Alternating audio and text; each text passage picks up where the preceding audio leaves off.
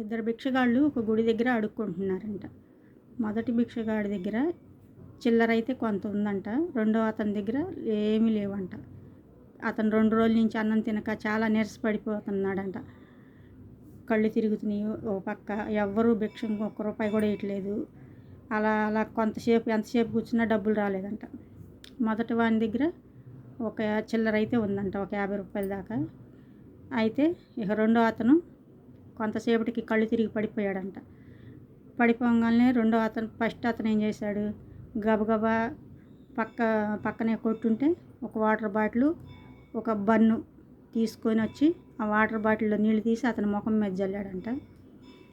జల్లిన తర్వాత లేచిన తర్వాత ఏందయ్యా అలా పడిపోయావు అంటే, 2 రోజులు అవుతుంది నేను అన్నం తిని కళ్ళు తిరిగినాయి అన్నాడంట. వెంటనే ఆ బన్ను అతనికి తినిపించాడు. అతను తిని నిన్ను దేవుడు చల్లగా చూడాలని దీవించి అక్కడి నుండి వెళ్ళిపోతాడు. వెళ్ళిపోయిగానే ఇంకా ఫస్ట్ అతను ఏం చేస్తాడు, ఇంటికి వెళ్తూ ఉంటాడు. ఇంకా సమయం అయిపోయింది, ఇక ఎవరు రారులే భక్తులు, మనకి ఇంకా భిక్షం వేసేవాళ్ళు ఎవరు లేరు అనుకొని ఇంటికి వెళ్తూ ఉంటాడు. వెళ్తా అనుకుంటాడు, నా భార్య బిడ్డలు ఇంటి దగ్గర నా కోసం ఎదురు చూస్తూ ఉంటారు, నేనేమైనా తెస్తానేమో తినటానికి వండుకోవటానికి. ఇంట్లో కూడా ఏమీ లేవు, నా దగ్గర ఉన్న 50 రూపాయలు కూడా అయిపోయినాయి. ఎలాగో అనుకుంటా ఆలోచించుకుంటూ వెళ్తాడు. ఇంటికెళ్ళి దిగాలుగా అలా మంచం మీద కూర్చుంటాడు. కూర్చోగానే భార్య ఒక ప్లేట్ నిండా పలహారం తీసుకొని భర్త దగ్గరకు వచ్చింది. వచ్చి ఏంటండి అలా కూర్చున్నారు, ఇదిగోండి పలహారం తీసుకోండి, నేను పిల్లలు కూడా తిన్నాము, నీకోసం మేము అట్టి పెట్టాము అని చెప్తారు. ఇదేంటి ఎక్కడిది, నేను ఈరోజు డబ్బు వస్తే ఇలా చేశాను, ఇంకా డబ్బులు లేవు, మనకి ఈరోజు ఆహారం దొరకదు, మనం అన్నానికి మాడాల్సిందే అనుకుంటా వస్తున్నాను, రాగానే ఇప్పుడు నువ్వు పలహారం పెడతావు ఎక్కడిది అని ఆశ్చర్యంగా అడుగుతాడు.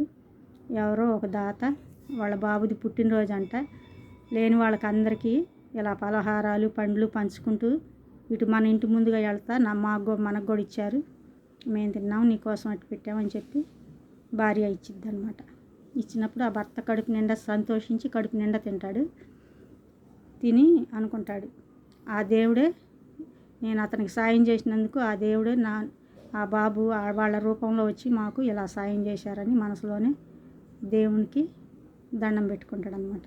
అలాగే మనం ఒక మంచి పని కోసం ఒక లేని వాళ్ళకి కానీ బాగా ఆకలితో ఉండే వాళ్ళకి ఆకలి తీర్చినా వాళ్ళకి మనం సాయం చేసినా, మనం సాయం చేసే స్తోమత లేకపోయినా ఏదైనా మన మాట సాయం అయినా చేసి వాళ్ళకి ఏదో ఒక మనం సాయం చేస్తే దేవుడు తప్పకుండా ఏదో ఒక రోజు మనకి ఖచ్చితంగా సాయం చేస్తాడు, మంచి చేస్తాడు. కాబట్టి మన దగ్గర 100 రూపాయలు ఒక 10 రూపాయలు ఆకలితో ఉన్నవారికి సాయం చేస్తే అంతగా ఇంకా 10 దేవుడు మనకి ఏదో ఒక రూపం కల్పిస్తాడు.